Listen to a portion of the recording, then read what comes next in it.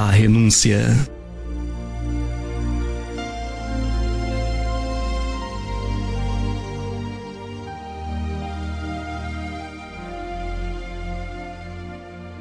Aquele homem estava caído, com a cabeça toda ensanguentada.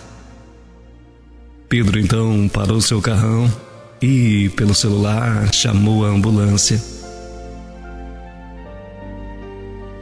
Para estancar o sangue, rasgou um pedaço da sua camisa de linho e enfaixou a cabeça daquele ferido. Quando a ambulância chegou, Pedro entregou seu cartão para um dos enfermeiros, pedindo que ligasse para dar notícias daquele pobre infeliz. Dias depois, Pedro recebeu então um telefonema. O enfermeiro Márcio avisava que aquele andarilho teria alta naquele dia.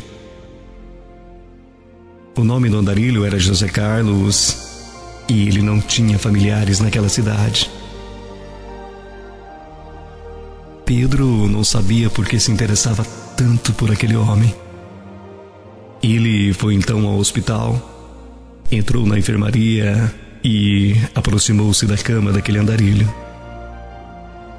Pedro se identificou como o homem que havia o socorrido na rua.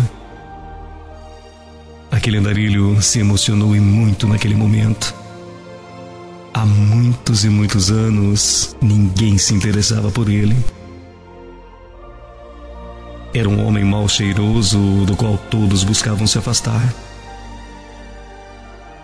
Lágrimas escorriam por sua face. Os olhos daquele andarilho romperam em um choro convulsivo.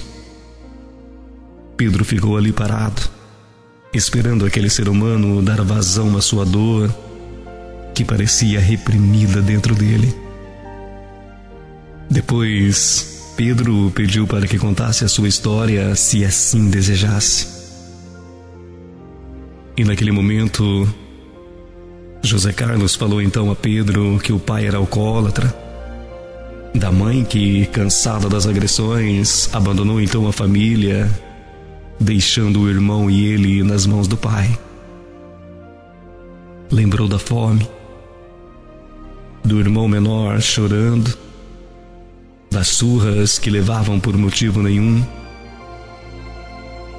Até que um dia, depois de uma grande surra, José Carlos apanhou então o irmãozinho pela mão e saiu andando, prometendo que jamais voltaria para aquela casa.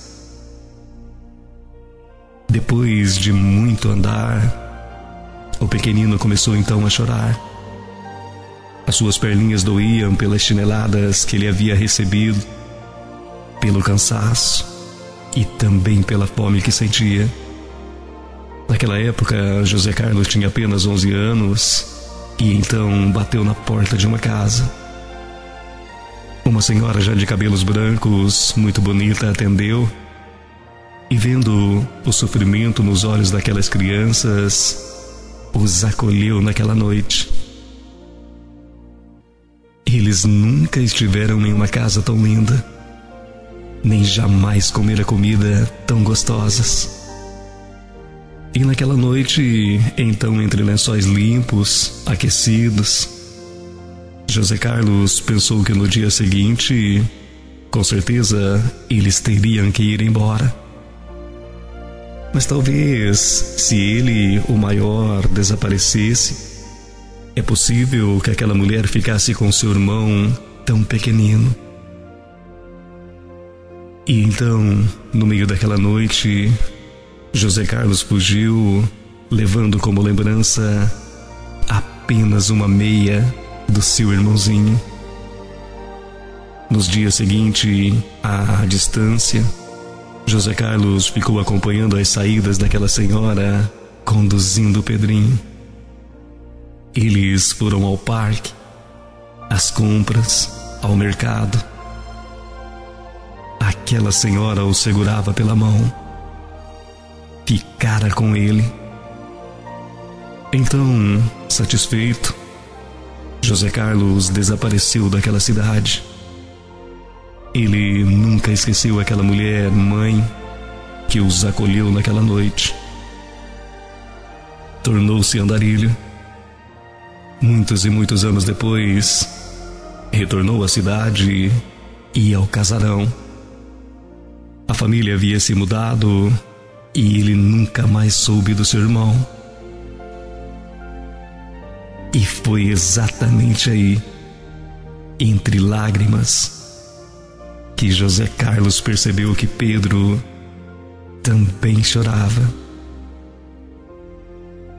Em suas mãos, retirada da carteira de couro, José Carlos reconheceu o pé de meia do seu irmão, aquele que fazia par com o que ele carregava até hoje como lembrança.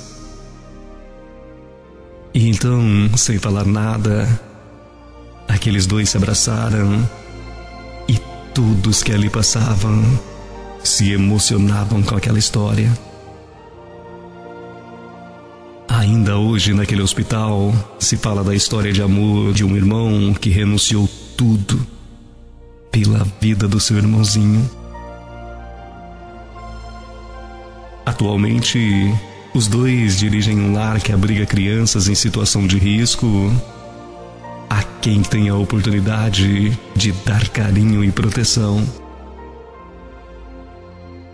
O lar funciona naquela mesma casa bonita onde um dia José Carlos deixou o seu irmão Pedro, na esperança de que ele pudesse ter um amor de mãe, o bem maior que qualquer tesouro deste mundo.